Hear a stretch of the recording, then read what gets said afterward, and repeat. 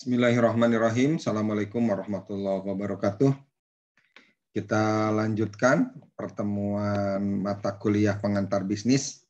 Kali ini kita akan membahas salah satu pilar dari bisnis, yaitu memahami manajemen pemasaran. Untuk selanjutnya kita akan bahas tentang bagaimana atau apa itu manajemen pemasaran. Manajemen pemasaran dipahami sebagai sebuah konsep marketing, di mana dalam pelaksanaannya ini merupakan kegiatan dunia usaha yang mengarahkan arus barang dan jasa dari produsen atau penjual ke konsumen. Menurut Kotler, pemasaran itu sendiri dipahami sebagai proses sosial dan manajerial, di mana individu dan kelompok mendapatkan kebutuhan dan keinginan mereka melalui penciptaan, penawaran, dan pertukaran sesuatu yang tentunya bernilai satu sama lain.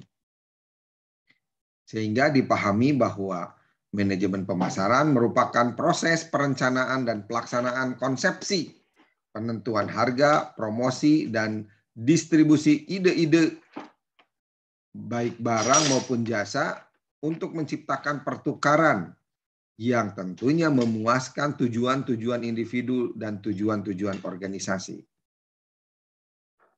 Dalam hal ini peran pemasaran di ruang lingkup organisasi yang pertama menciptakan produk dan jasa yang tentunya dibutuhkan serta diinginkan oleh konsumen.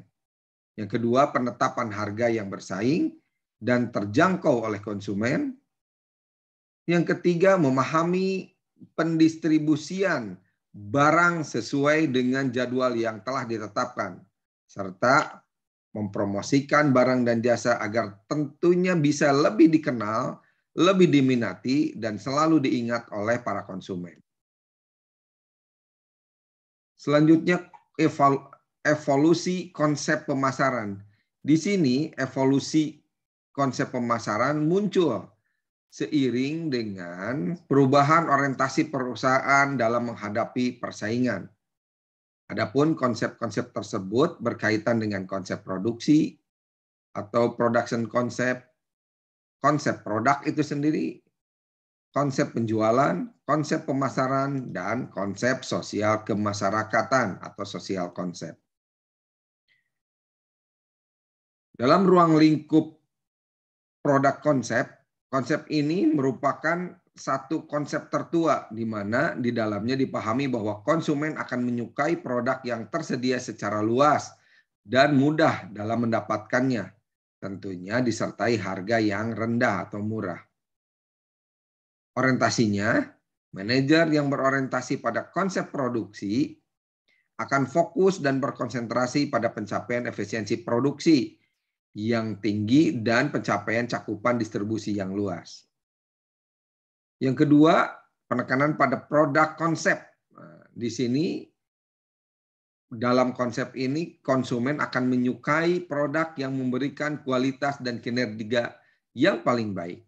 Tentunya orientasi yang bisa dilakukan adalah para manajer berorientasi pada konsep produk, akan berkonsentrasi pada pembuatan dan melakukan inovasi produk dalam usaha membuat produk yang jauh lebih baik, jauh lebih berkualitas, dan tentunya mampu melewati kualitas yang diberikan oleh para pesaing.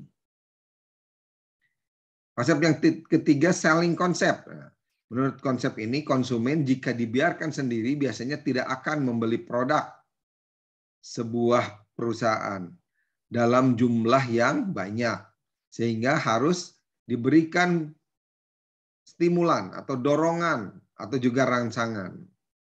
Konsep ini sering digunakan pada produk yang tidak dicari atau tidak terpikir untuk dibeli, serta pada industri yang mengalami kelebihan kapasitas produksi.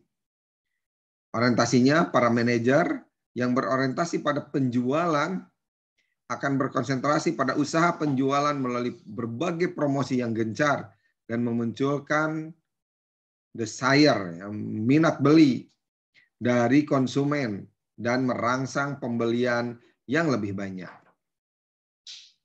Yang keempat, marketing konsep. Menurut konsep ini, kunci untuk mencapai tujuan organisasi adalah pada penentuan kebutuhan dan keinginan dari pasar sasaran. Tentunya pada pemberian kepuasan yang diinginkan dengan lebih efektif dan efisien daripada para pesaing. Orientasi pada para manajer ini tentunya berorientasi pada pemasaran yang berkonsentrasi pada usaha membuat produk yang sesuai dengan keinginan atau selera konsumen. Konsep ini telah dinyatakan dalam banyak cara, misalnya memenuhi kebutuhan dengan menguntungkan, temukan keinginan, dan penuhilah. Cintailah pelanggan bukan produknya. Dapatkanlah sesuai kesukaan Anda. Lalu juga bisa dengan format berusaha sekuat tenaga memberikan nilai, mutu, dan kepuasan tertinggi bagi uang para pelanggan. Selanjutnya, sosial konsep. Nah, konsep ini dikenal juga dengan istilah green marketing. Menurut konsep ini, bukan hanya selera konsumen yang harus diperhatikan, namun yang lebih penting adalah perhatian terhadap kepentingan dan kesejahteraan masyarakat dan pelestarian lingkungan hidup. Orientasinya, para manajer yang berorientasi pada konsep sosial akan berusaha menyeimbangkan 3 pertimbangan, yaitu keuntungan perusahaan, pemuasan keinginan konsumen, dan kebaikan bagi kepentingan umum.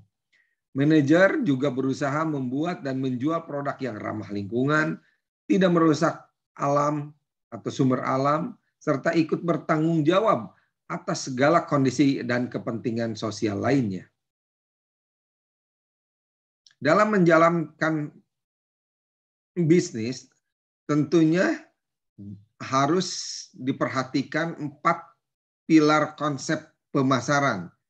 Yang pertama, perhatikan pasar sebagai target tujuan pemasaran produk atau jasa kita. Yang kedua, harus selalu berorientasi pada apa yang dibutuhkan atau diinginkan pelanggan.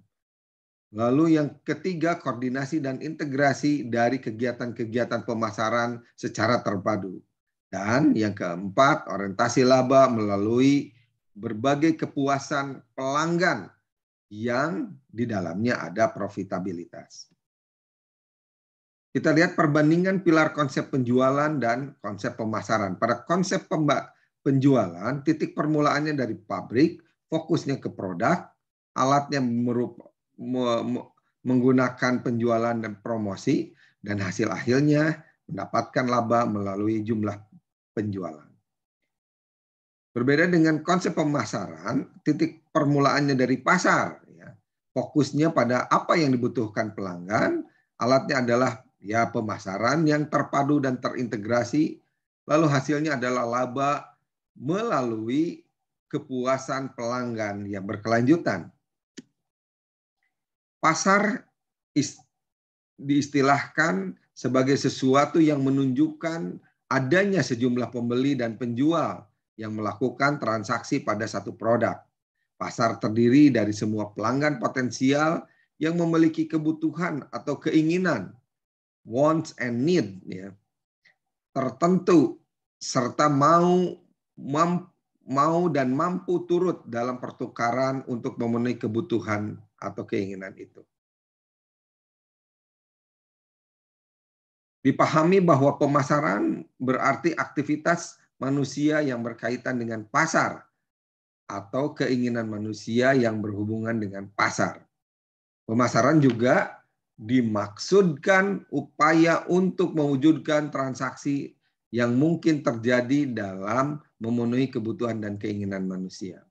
Sementara pemasar adalah orang yang mencari sumber daya dari orang lain dan mampu menawarkan sesuatu yang bernilai untuk itu. Kalau satu pihak lebih aktif mencari pertukaran daripada pihak lain, maka pihak pertama adalah pemasar dan pihak kedua adalah calon pembeli. Selanjutnya kita harus juga memperhatikan total customer satisfaction, di mana di dalamnya ada unsur kepuasan yang merupakan tingkat perasaan seseorang setelah membandingkan kinerja atau hasil yang dirasakan dibandingkan dengan harapannya.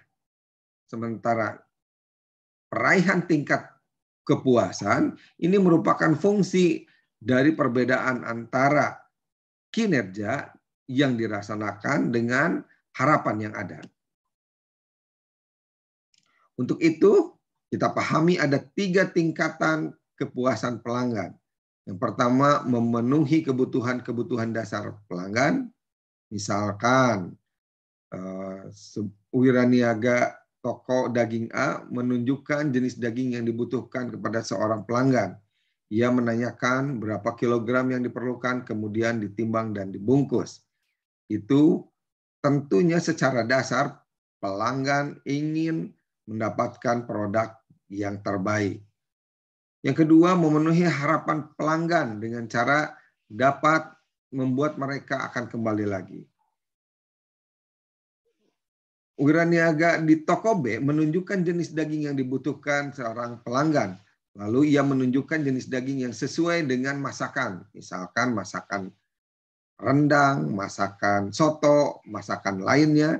Tentunya dengan memberikan penjelasan kelebihan dan kekurangannya. Kemudian dia ditimbang dan diberi pendingin supaya dagingnya awet dan dalam kondisi bagus saat pelanggan tiba di rumah. Yang ketiga, tingkat kepuasan yang lebih tinggi adalah melakukan lebih daripada apa yang diharapkan pelanggan. Contohnya wiraniaga toko daging C. Selain yang dilakukan seperti wiraniaga di toko daging B, ia juga menjelaskan hal tentang kualitas daging dan perbedaan dari masing-masing jenis daging. Serta bagaimana konsep kemasannya, apakah divakum atau tidak, dan selain itu diberikan alternatif daging dari perusahaan lain. Setelah itu ditimbang, diberi es, dibungkus, dan diserahkan dengan disertai senyuman, serta mengucapkan rasa terima kasih. Dari ketiga tingkatan di atas, keberhasilan strategi pemasaran dapat dicapai apabila sudah mencapai tingkatan ketiga, ya, yaitu memberi lebih dari yang diharapkan oleh pelanggan. Ya. Selanjutnya, bagaimana mengukur kepuasan pelanggan? Cara sederhana yang dapat digunakan untuk mengukur kepuasan pelanggan yaitu dengan menggunakan sistem keluhan dan saran, survei kepuasan pelanggan, atau juga menggunakan ghost shopping, pelanggan bayangan, dan lost customer analysis, menganalisis pelanggan yang beralih kepada para pesaing atau kepada pihak lain. Nah, dalam hal sistem keluhan dan saran, perusahaan yang berorientasi pada pelanggan akan menyediakan formulir bagi pelanggan untuk melaporkan rasa sukanya dan keluhan-keluhannya. Selain itu dapat juga berupa kotak saran dan telepon pengaduan bagi pelanggan. Alur informasi ini memberikan banyak gagasan baik secara langsung maupun mendorong industri agar dapat bergerak lebih cepat untuk menyelesaikan masalah yang dikeluhkan.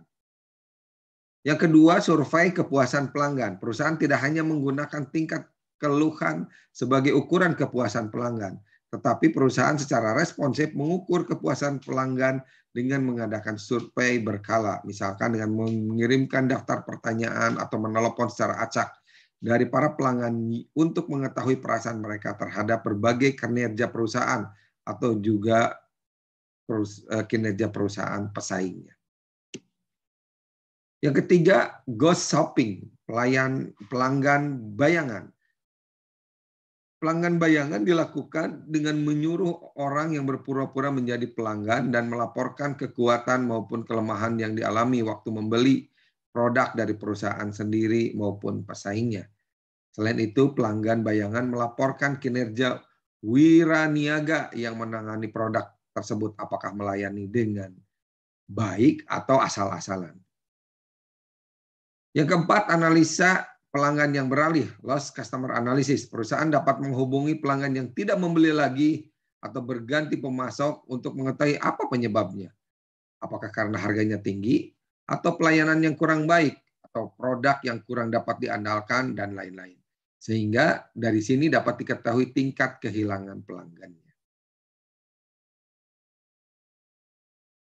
Selanjutnya, apa yang terjadi jika pelanggan tidak puas? Nah, dari hasil studi di Amerika menunjukkan, jika pelanggan tidak puas, 90% pelanggan yang tidak puas tidak akan membeli produk.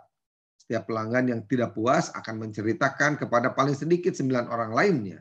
Setiap pelanggan yang puas hanya akan menceritakan kepada 5 orang lainnya, yang sebagian diantaranya menjadi pelanggan. Waktu, usaha, tenaga, dan uang yang diperlukan untuk menarik seseorang atau seorang pelanggan baru 5 kali lebih banyak daripada untuk mempertahankan seorang pelanggan lama.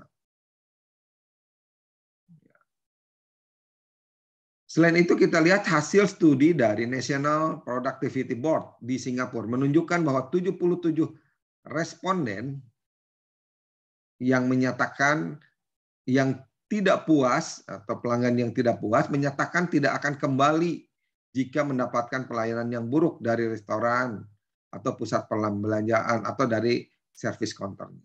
Dan 55% responden menyatakan akan memberitahukan kepada teman mereka agar tidak belanja ke tempat tersebut.